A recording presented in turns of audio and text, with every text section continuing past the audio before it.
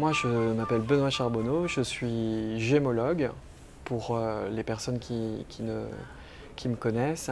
Ceux qui ne me connaissent pas, donc la gémologie, c'est l'étude des pierres précieuses. Avant d'être gémologue, j'étais joaillier. J'ai fait toutes mes études en France, dans une école dans le centre de la France, 6 années en tout. Donc 3 années, j'ai passé un CAP métaux précieux option joaillerie, un brevet des métiers d'art et des joyaux, suivi d'une mention complémentaire en sertissage.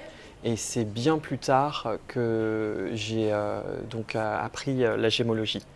Et à l'issue de mes études, j'ai travaillé pendant 6 ans à Saint-Barth, donc une petite île située dans les Caraïbes, entre l'île de Porto Rico et la Guadeloupe. Voilà.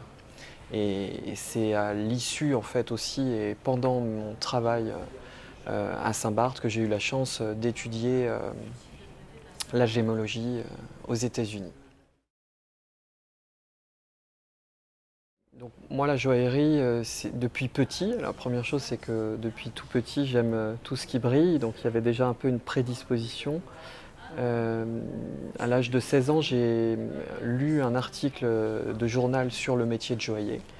Et j'ai donc suivi des études de joaillerie, mais donc en sortir de la troisième, puisque c'est des études techniques.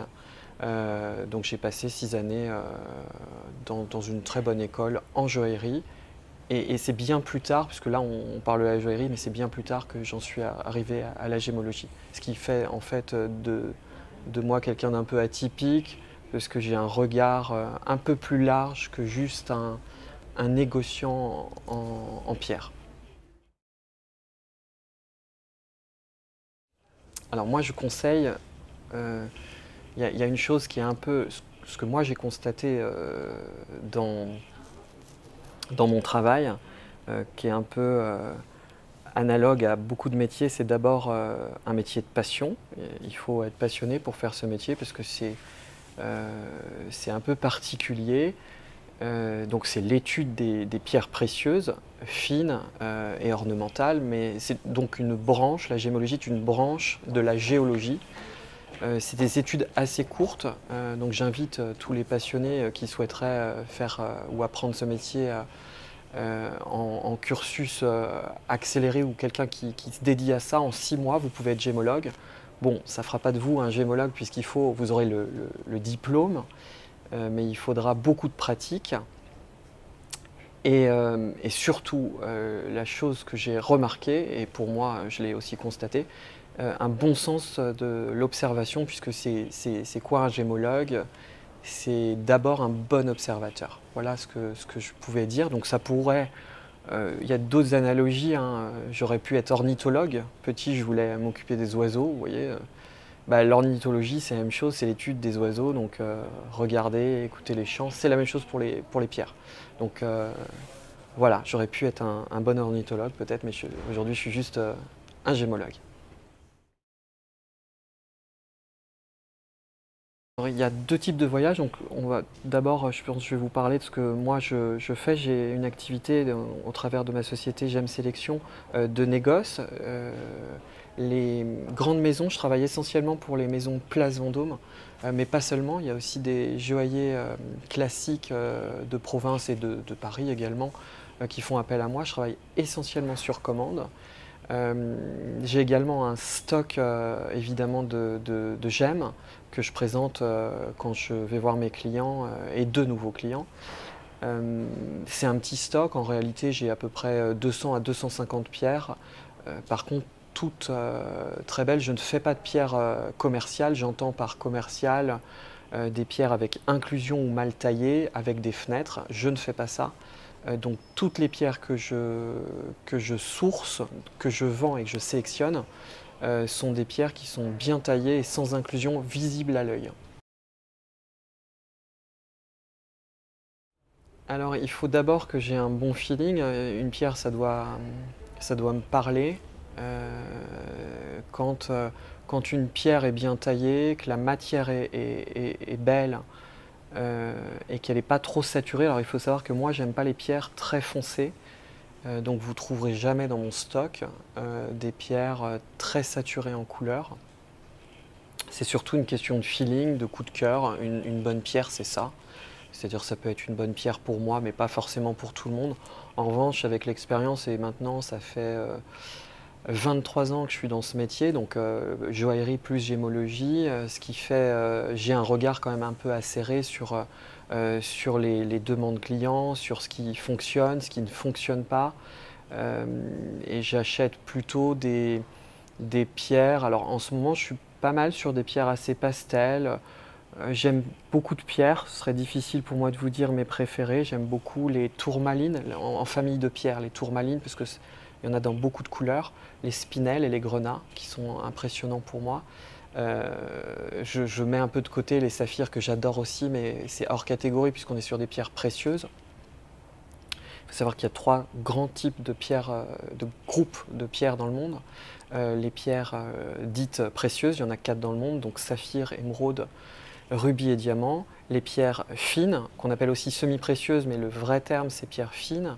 C'est toutes les autres pierres transparentes, je vais vous en énumérer là, tourmaline, spinel, améthyste, voilà, il y a de nombreuses pierres. Et ensuite la 3e et dernière catégorie, les pierres ornementales qui sont considérées comme des pierres dures, type turquoise, lapis lazuli. C'est des pierres plutôt opaques, voilà, pas tout le temps mais surtout opaques.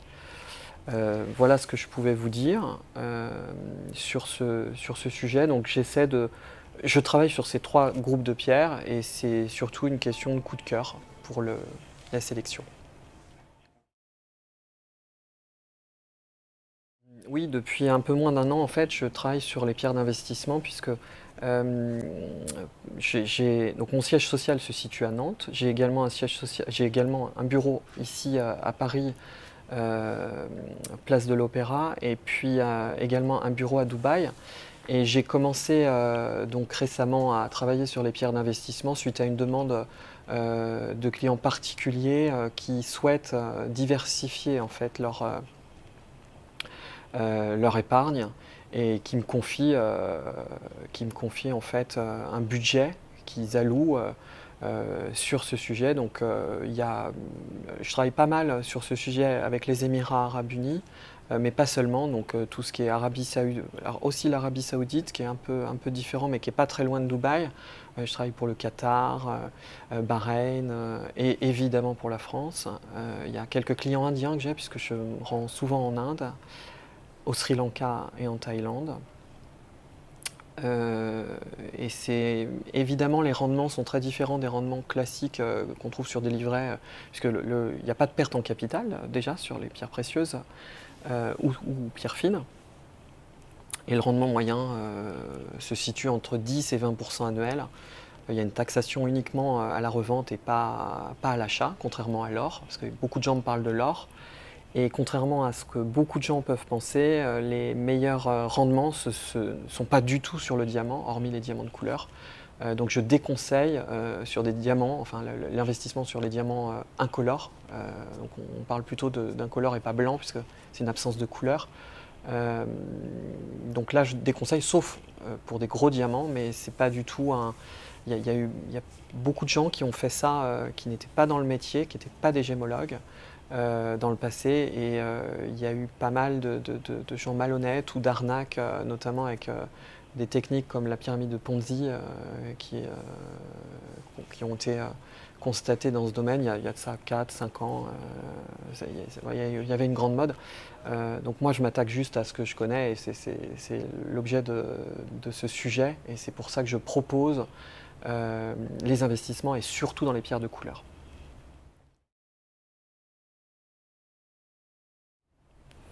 Alors la gémologie, comme je l'ai dit précédemment, c'est pas uniquement avoir un diplôme, puisque le diplôme de gémologue, donc la gémologie, il y a pléthore d'écoles, je vais vous en citer plusieurs, pour ceux qui ne connaissent pas, vous pourrez regarder, j'ai pas de parti pris. Il y a 2 très grandes écoles reconnues à l'international, le GIA, qui est une très grande école dont l'école phare se trouve à Carlsbad en Californie. J'ai moi-même étudié dans cette école, mais à New York, en 2005. Ensuite, vous avez la GEME, qui est la plus ancienne école de gémologie au monde, qui se trouve en Angleterre. Il y a 2 formateurs en France qui forment à la GEME. Vous avez l'Institut national de gémologie et d'autres que je vais oublier, mais voilà, disons que les trois grandes, les deux grandes à l'international que je vous ai nommées, dont une où vous pouvez vous former en France, et puis l'ING qui existe depuis très longtemps, qui est une école qui forme les élèves avec le diplôme de la FEG, qui est un diplôme européen. La FEG qui se déroule en Belgique, mais voilà, en tout cas toute la formation peut se dérouler en France auprès de l'ING pour cette école.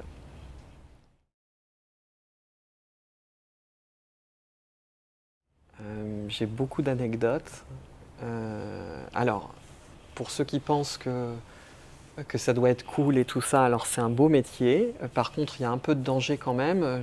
Voilà, il y a 2 ans et demi, je me suis fait mordre par un chien enragé, donc ça nécessitait de l'hôpital, de 5 injections, puisque si vous n'êtes pas... moi, j'étais pas vacciné, et de toute façon, la vaccination pour la rage n'est pas obligatoire. Il se trouve que j'ai été mordu au Sri Lanka, donc j'ai pu avoir des traitements au Sri Lanka, en Inde et en France. Donc on m'a sauvé la vie, puisque sans ces injections, je ne serais plus là. Donc ça, c'est quelque chose d'important, parce que ça peut arriver à beaucoup de gens. Il faut savoir que les 3 pays où il y a le plus de rage au monde, c'est Thaïlande, Sri Lanka, Inde, et c'est les 3 pays où je me rends le plus. Donc c'est quelque chose de banal de se faire mordre, mais ça peut voilà, arriver. J'ai failli marcher aussi sur un mamba noir donc en juin dernier. Donc le mamba noir est le 2e serpent le plus dangereux au monde. Vous avez 20 minutes une fois la morsure, une fois que vous êtes fait mordre. Vous avez 20 minutes et après il y a un neurotoxique très puissant et vous perdez la vie. J'étais pieds nus sur ma terrasse quand c'est arrivé, donc voilà, ça peut arriver. Je vous passe les scorpions, tout ça dans les chambres. Ça arrive aussi, scorpions, migales, j'ai eu. Dans les choses un peu sympas, comme maintenant, ça fait 7 ans que j'ai ma société dans les pierres. Quand je me rends dans un pays, je ne peux pas dire vraiment dans quel hôtel je me trouve, pour des questions de sécurité, et aussi parce qu'il y a des négociants qui veulent absolument vendre leurs pierres, et ça m'est arrivé une fois, donc en faisant un post sans indiquer où j'étais, les personnes ont reconnu l'hôtel, et l'hôtelier est venu un peu paniquer parce qu'il y avait une queue de 200 mètres en fait, devant l'entrée de l'hôtel. Lié à ce poste, parce que les personnes sur place, les locaux négociants voulaient absolument me vendre des pierres. Donc ça, c'est des choses sur lesquelles il faut faire un petit peu attention. Donc il y a la sécurité, et puis il y a aussi les choses que vous vivez tous les jours. Et puis évidemment, je ne pourrais pas vous raconter tout, parce qu'il y a beaucoup de choses qui m'arrivent régulièrement. Mais c'est un métier merveilleux pour les rapports humains. Donc j'invite tous ceux qui souhaitent voyager et faire un métier un peu hors du commun de faire de la gémologie.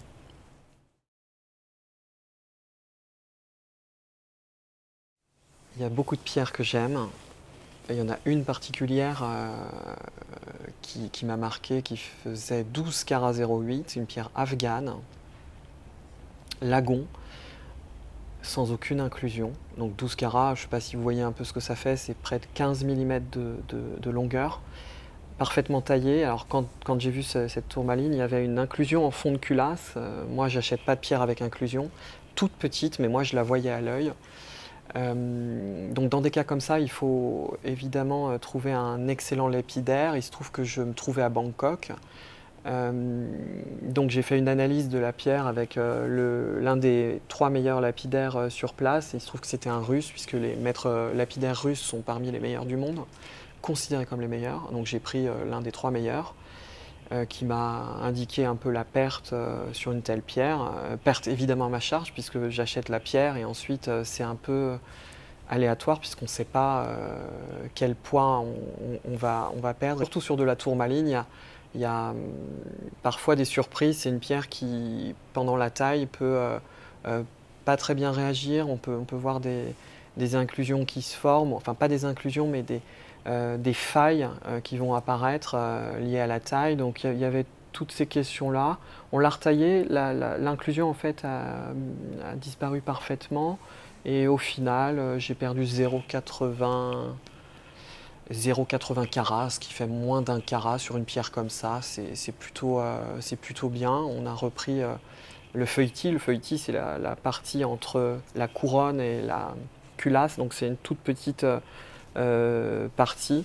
Il a fallu reprendre sur les côtés, mais voilà, ça c'est une pierre qui me marque puisque 12 carats c'est quand même particulièrement rare. C'était une très belle pierre. Il faut savoir que j'ai gardé cette pierre 3 jours. Elle a été vendue à un joaillier immédiatement quand je suis rentré en France. Voilà. Alors qu'il n'y avait pas de commande sur cette pierre, hein. C'était un coup de cœur.